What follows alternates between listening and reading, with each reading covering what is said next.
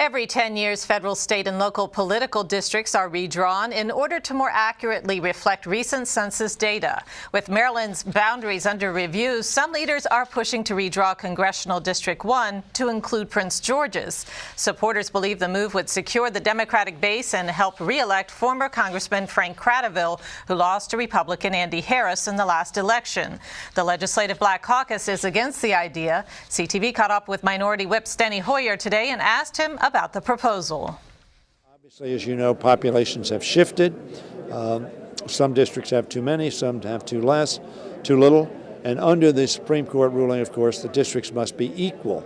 So that, yes, we are redrawing lines, and yes, there are a lot of different alternatives being looked at, but there is no one or two recommendations at this point, but there are a lot of different ideas. I've received a letter from the Congressional Black Caucus, and I've sat down with the Congressional Black Caucus in Annapolis, had a very good discussion, and their concerns are they want districts that make sense. We want districts that make sense as well. And Congressional District 1 currently includes the Eastern Shore and part of Anne Arundel County. The Prince George's delegation plans to discuss those concerns surrounding the proposed changes sometime in the near future. And joining us now is Delegate Aisha Braveboy, and she's working on the redistricting issue with both the Prince George's delegation and the Legislative Black Caucus. As we heard, the caucus is definitely against this idea. Tell us about why. Sure. Well, when we looked at our numbers around the state of Maryland added about 500,000 new people.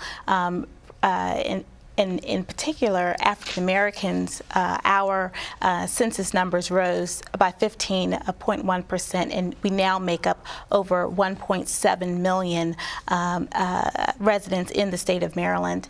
And so when we're looking at redistricting, we're looking about not only creating districts of substantially equal size or equal size when we're talking about congressional districts, but also preserving the strength of minority voters and also increasing it where it's necessary. And the increase in the African American population in particular is very important to us to ensure that we have districts that are representing us in a fair and just way.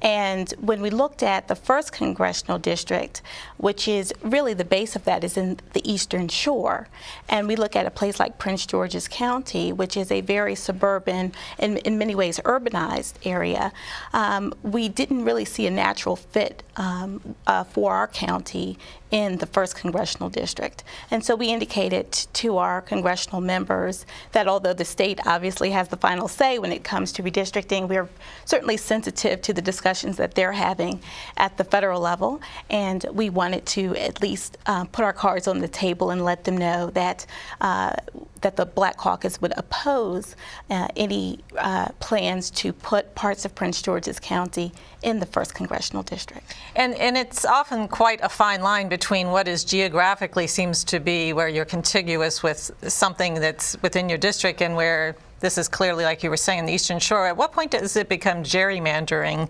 when you're trying to change the districts, to accommodate a particular party? Well, we don't believe that we even have to get there because the first congressional district actually is overpopulated right now. So they actually have to give up approximately, I think, 20-some thousand people anyway. So to add parts of Prince George's County or any other jurisdiction into the first congressional district just really wouldn't make a whole lot of sense since that district is overpopulated based on the census numbers. Just briefly, I wanted to touch upon what does the redistricting committee do? What kinds of races are we talking about? Sure. Well, the Legislative Black Caucus has a redistricting committee, which I co-chair with our chair of the Black Caucus out of Baltimore City, Senator Pugh out of Baltimore City. The governor of the state of Maryland actually appoints a redistricting commission, and that commission, which I don't believe has been appointed just yet, that commission has the task of holding public hearings throughout the state, getting feedback from residents and voters on what they'd like to see. The Legislative Black Caucus, because we represent a specific constituency within Maryland, will also be holding public hearings throughout, and we'll invite people of all races to attend because we're interested in hearing from everyone. Okay, and we do want to keep up to date with that, so I'm sure we'll be hearing more from you in terms of those public hearings. Absolutely. Thank you very much.